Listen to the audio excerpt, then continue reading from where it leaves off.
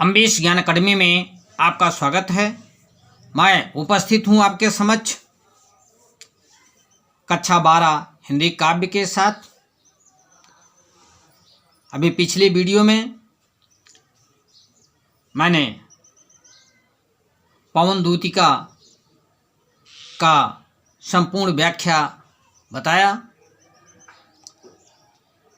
और उसमें काव्यगत सौंदर्य भी दिखाया, परंतु आपकी परीक्षा में ऐसा नहीं पूछा जाना है। एक अवतरण दे दिया, एक पद्य खंड दे दिया जाएगा, उसमें से केवल 5 प्रश्न पूछा जाएगा और उन 5 प्रश्नों का ही उत्तर देना होगा। आइए इस पवन दूतिका पर आधारित कम से कम 2 प्रश्नों का उत्तर, मैं 2 पद्य खंडों का उत्तर मैं आपके समक्ष प्रस्तुत करता हूं इस वीडियो में। पहला है, बैठी खिन्ना एक दिवस वे गेह में थी अकेली, आके आंसू दृग युगल में थे धरा को भिगोते, आई धीरे इस सदन में पुष्प सदगंध को ले, प्रातः वाली सुपवन इसी काल वातायनों से। संतापों को विपुल बढ़ता देख के दुखिता हो, धीरे बोली सदुख उससे श्रीमती राधिका यों, प्यारी प्रातः पवन इतना क्यों मुझे है सताती, क्या तू भी है कलुषित हुई काल की क्रूरता से। इस तरह से पद्य खंड दिया जाएगा और उसमें जो 5 प्रश्न पूछे जाएंगे वो इस तरह से होंगे। पहला, उपरोक्त पद्यांश के शीर्षक और कवि का नाम लिखिए। तो आप जान रहे हैं इसका उत्तर होगा, उपरोक्त पद्यांश का शीर्षक पवन दूतिका और लेखक का नाम अयोध्या सिंह उपाध्याय हरिऔध है।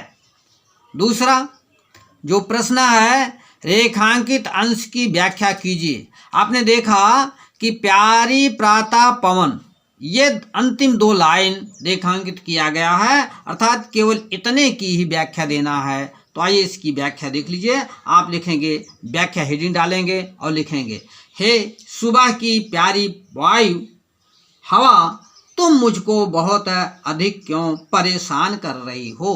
क्या तुम भी समय की कठोरता से दूषित हो गई हो? बस इतना ही व्याख्या लिखना होगा। आइए तीसरा प्रश्न देखते हैं। तीसरा जो प्रश्न इसमें है, घर में दुखी होकर एक दिन अकेला कौन बैठा था?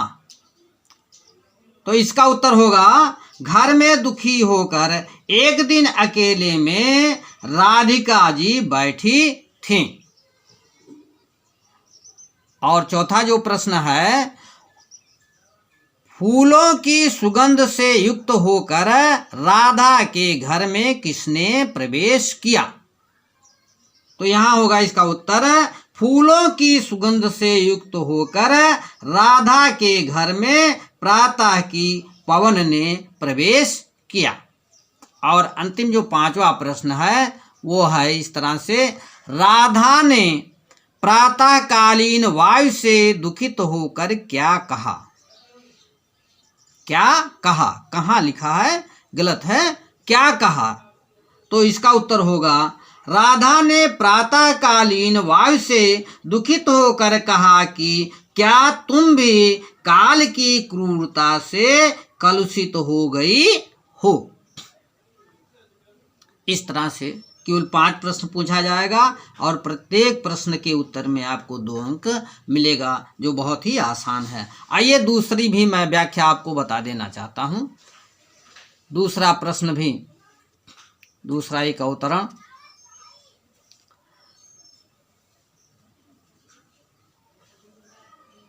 लज्जा शीला पथिक महिला जो कहीं दृष्ट आए, होने देना विकृत बसना तो ना तू सुंदरी को, जो थोड़ी सी श्रमित वह हो, गोद ले शांति खोना, होठों की और कमल मुख की म्लानताएं मिटाना। कोई क्लांता कृषक ललना, खेत में जो दिखावे, धीरे धीरे परस उसकी क्लांतियों को मिटाना।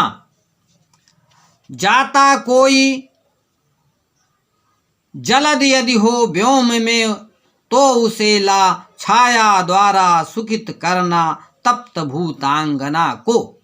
इस प्रकार से ये पद्यखंड है जो पवन दूतिका से है, और इसमें जो 5 प्रश्न पूछे जाएंगे वो इस प्रकार से होंगे।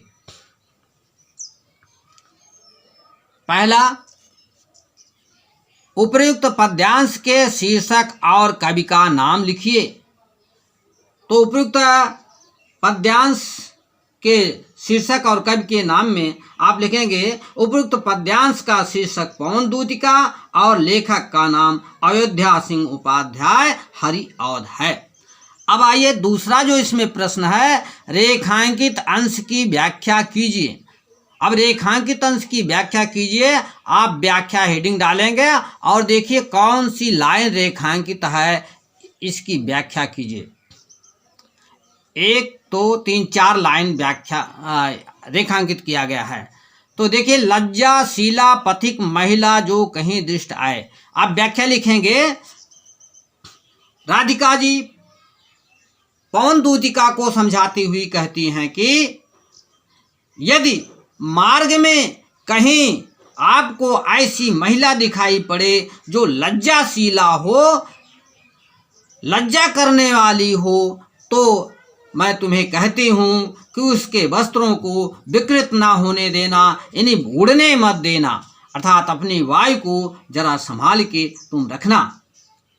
और यदि थोड़ी सी भी वो श्रमित हो, इन्हें थकान उसको महसूस हो रही हो, तो तुम अपनी वायु के गोद में लेकर के उसकी दुख को, उसके थकावट को दूर कर देना।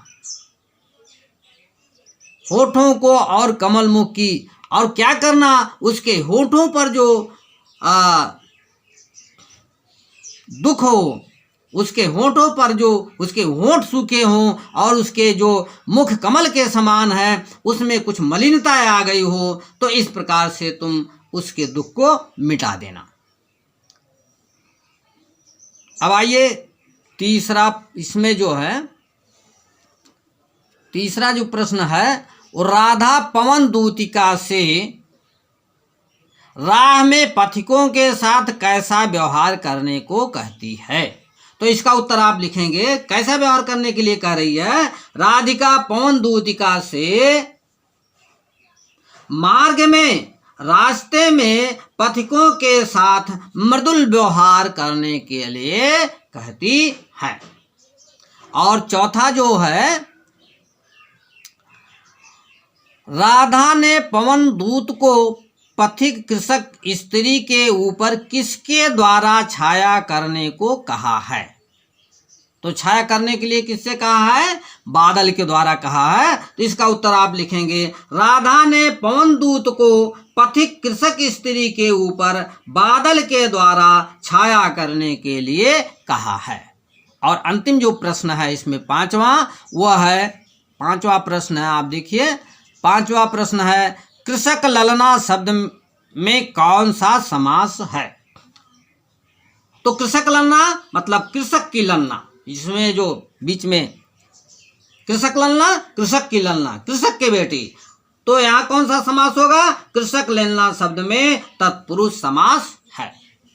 इस प्रकार से आपको प्रश्नों का उत्तर देना है और आपकी परीक्षा बहुत ही आसान बनेगी। यदि आपके लिए ये वीडियो कुछ लाभदायक दिखता हो तो सब्सक्राइब करेंगे, शेयर करेंगे और लाइक करेंगे। धन्यवाद।